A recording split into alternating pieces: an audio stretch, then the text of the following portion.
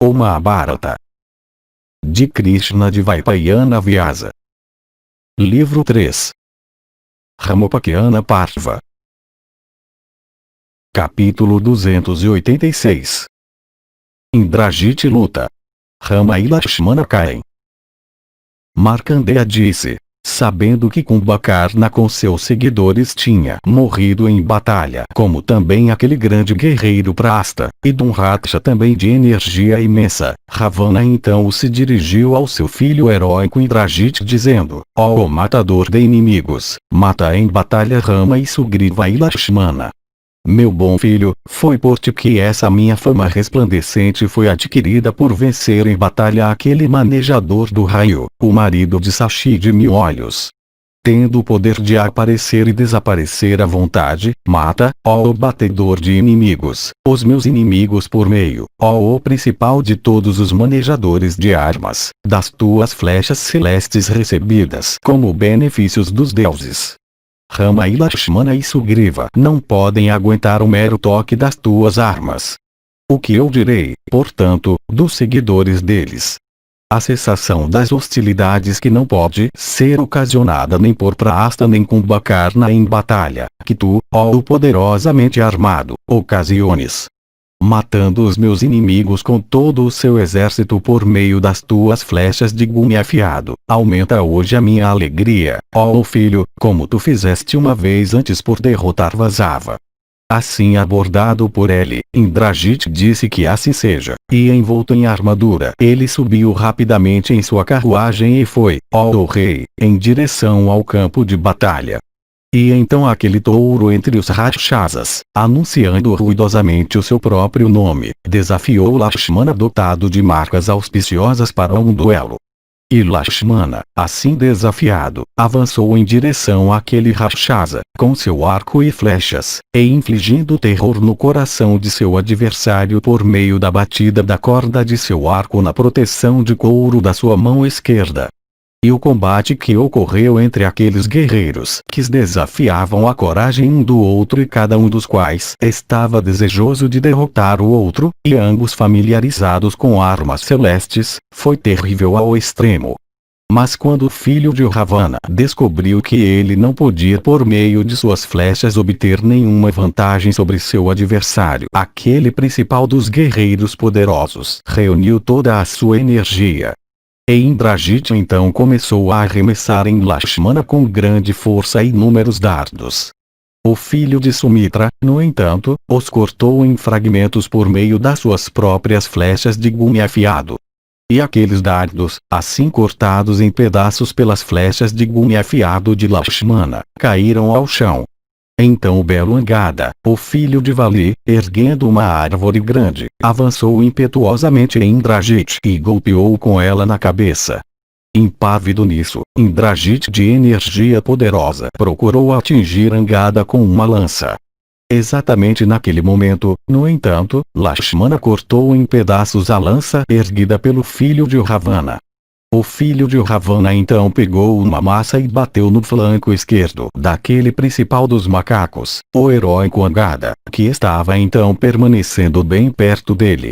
Angada, o filho poderoso de Vali, pouco se importando com aquele golpe, arremessou em Indrajit um imenso tronco-sal.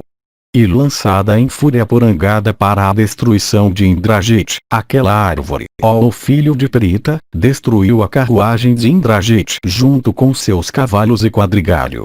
E nisto saltando de seu carro sem cavalos e sem motorista o filho de Ravana desapareceu de vista, ó rei, pela ajuda de seus poderes de ilusão. E vendo aquele Rakshasa, abundantemente dotado de poderes de ilusão, desaparecer tão subitamente, Rama foi em direção àquele local e começou a proteger suas tropas com cuidado. Indrajit, no entanto, com flechas, obtidas como benefícios dos deuses, começou a perfurar ambos, os poderosos Rama e Lakshmana, em todas as partes de seus corpos. Então os heróicos Rama e Lakshmana continuaram a lutar com suas flechas contra o filho de Ravana que tinha se tornado invisível por meio de seus poderes de ilusão. Mas Indrajit continuou a derramar em ira sobre aqueles leões entre homens as suas flechas de gume afiado às centenas e aos milhares. E procurando aquele guerreiro invisível que estava incessantemente despejando suas flechas, os macacos atravessaram todas as partes do firmamento, armados com massas enormes de pedra.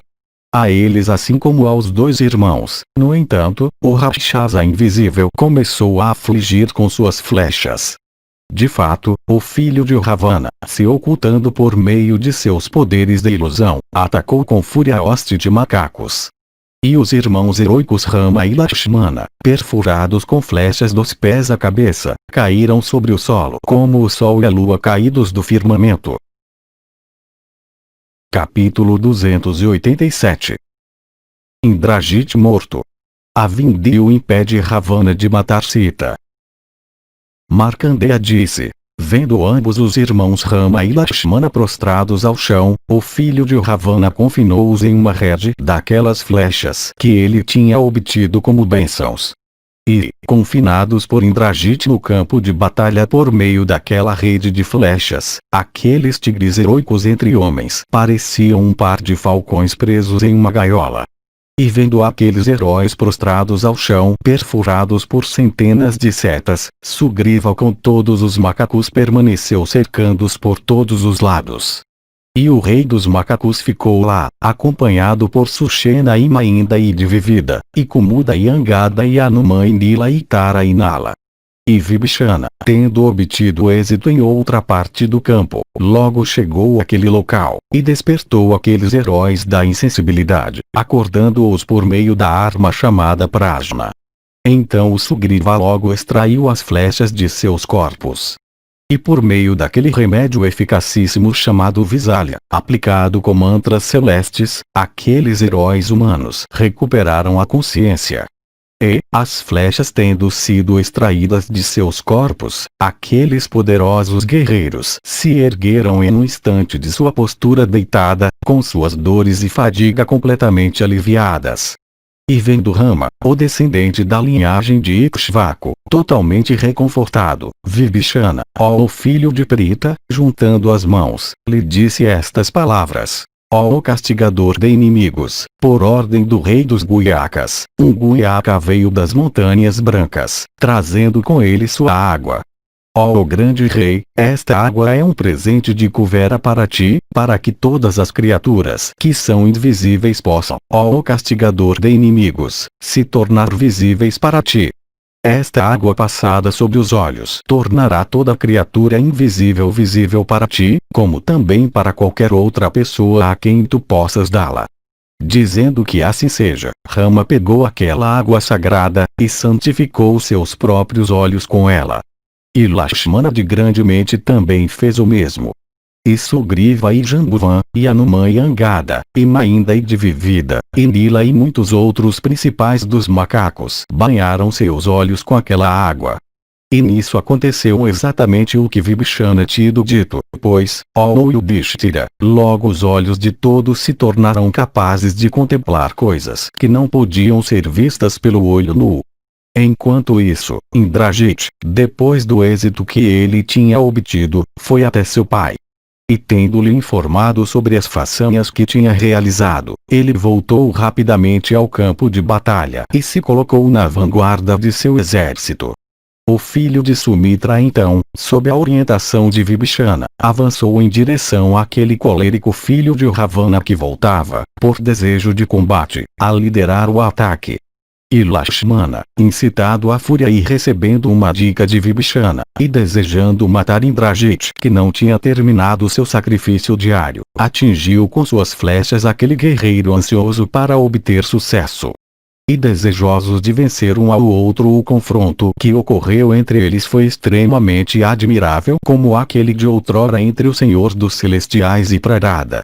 E Indrajit perfurou o filho de Sumitra com setas que penetravam em seus próprios órgãos vitais. E o filho de Sumitra também perfurou o filho de Ravana com setas de energia ardente. E perfurado pelas flechas de Lakshmana, o filho de Ravana ficou irracional pela fúria.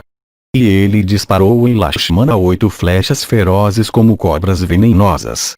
Ouve agora, ó Yudhishthira, enquanto eu te conto como o filho heróico de Sumitra então tirou a vida de seu adversário, por meio de 3 flechas aladas, possuidoras da energia e resplendor do fogo. Com uma dessas ele cortou do corpo de Indrajit o braço de seu inimigo que segurava o arco. Com a segunda ele fez aquele outro braço que segurava as setas cair ao chão. Com a terceira, que era brilhante e possuidora de gume afiadíssimo, ele cortou a cabeça dele ornada com um nariz belo e brilhante com brincos. E desprovido de braços e cabeça, o tronco se tornou pavoroso de ver. E tendo matado o inimigo dessa maneira, aquele principal dos homens poderosos, então matou com suas flechas o quadrigário de seu adversário. E os cavalos então arrastaram a carruagem vazia para a cidade. E Ravana então viu aquele carro sem seu filho sobre ele. E sabendo que seu filho tinha sido morto, Ravana permitiu que seu coração fosse dominado pela dor. E sob a influência da dor e aflição extremas, o rei dos Rakshasas de repente nutriu o desejo de matar a princesa de Mithila. E apanhando uma espada, o perverso Rakshasa correu rapidamente em direção àquela dama que permanecia dentro do bosque Asoka, ansiando ver seu marido. Então a Vindhya, vendo aquela intenção pecaminosa do canalha perverso, apaziguou sua fúria.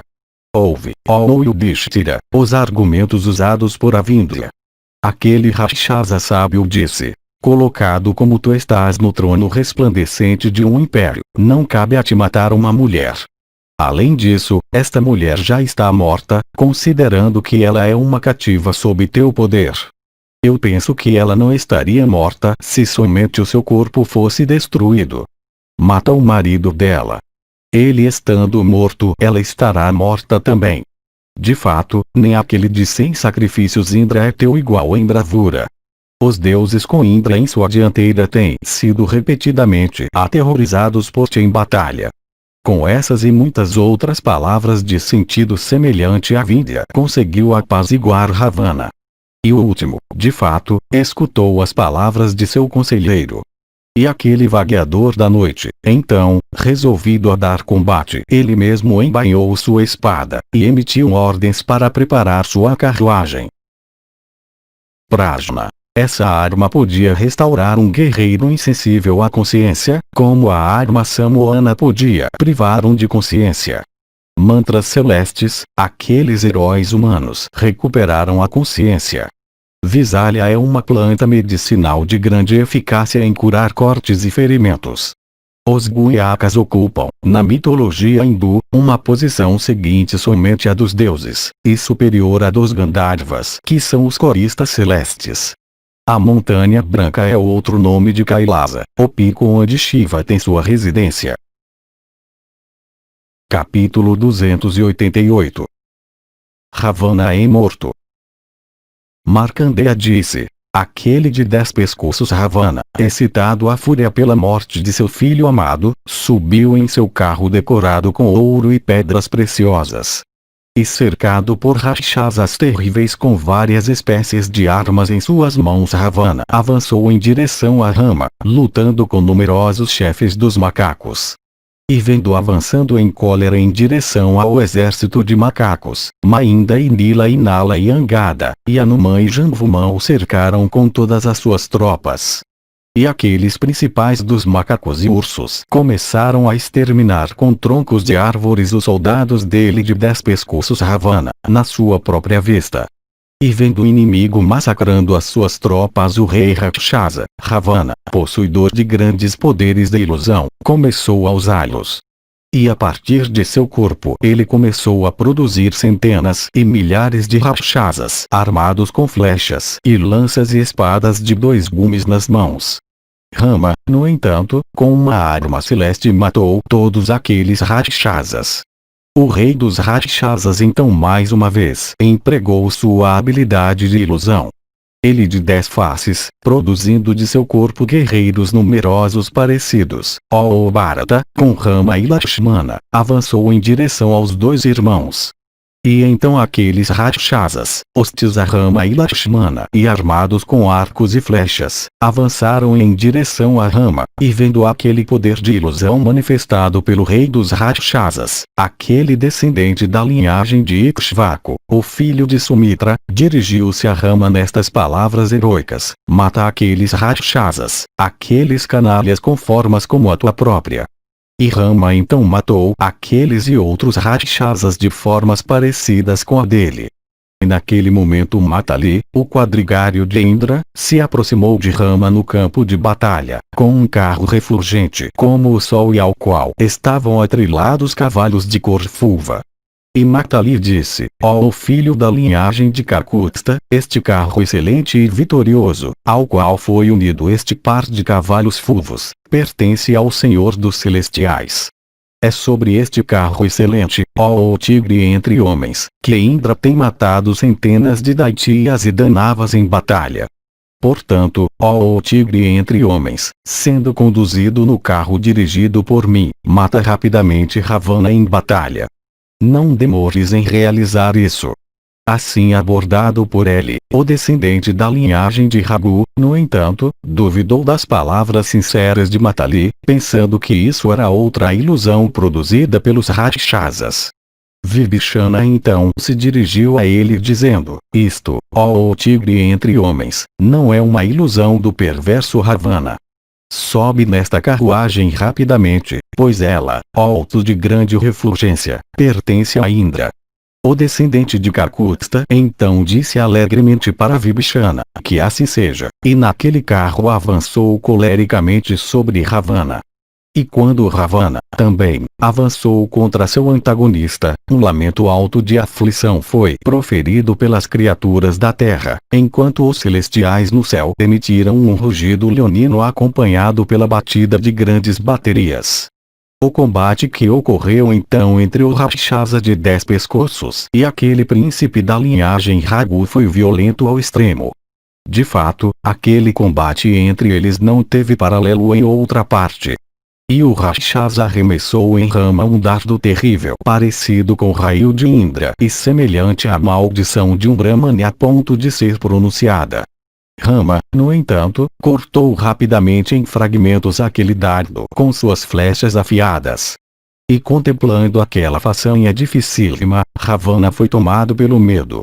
Mas logo a sua cólera foi excitada e o herói de 10 pescoços começou a derramar sobre Rama flechas afiadas, aos milhares e às dezenas de milhares e incontáveis armas de várias espécies, como foguetes e dardos e maças e machados de batalha e lanças de vários tipos e chatagnes e setas afiadas.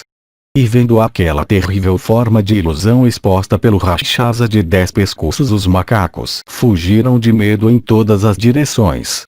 Então o descendente de Kakutsta, tirando de sua aljava uma flecha excelente equipada com belas asas e penas douradas e uma cabeça bela e brilhante, a fixou no arco com o mantra Brahmastra. Observando aquela flecha excelente transformada por Rama, com mantras apropriados, em uma arma Brahma, os celestiais e os Gandharvas com Indra em sua chefia começaram a se regozijar. E os deuses e os Danavas e os Kinnaras foram levados pela exibição daquela arma Brahma a considerar a vida de seu inimigo Rakshasa quase encerrada. Então Rama disparou aquela arma terrível de energia inigualável, destinada a empreender a morte de Ravana, e parecida com a maldição de um Brahmani a ponto de declaração. E logo, ó Bharata, que aquela flecha foi disparada por Rama de seu arco esticado a um círculo, o rei Rakshasa com sua carruagem e quadrigário e cavalos brilharam, totalmente cercados por um fogo impressionante. E vendo Ravana morto por Rama de realizações famosas, os celestiais, com os Gandharvas e os Charanas se regozijaram muito. E privados de domínio universal pela energia da arma Brahma, os 5 elementos abandonaram o ilustre Ravana. E foram consumidos pela arma Brahma os ingredientes físicos do corpo de Ravana. Sua carne e sangue foram todos reduzidos a nada, de maneira que nem cinzas podiam ser vistas. De acordo com Vyasa e Valmiki, não há nada tão violento quanto a maldição de um Brahmani. O próprio raio de Indra é fraco comparado à maldição de um Brahmane. A razão é óbvia. O raio atinge só o indivíduo no qual ele é mirado. A maldição do Brahmane atinge a família inteira, a geração inteira, o país inteiro.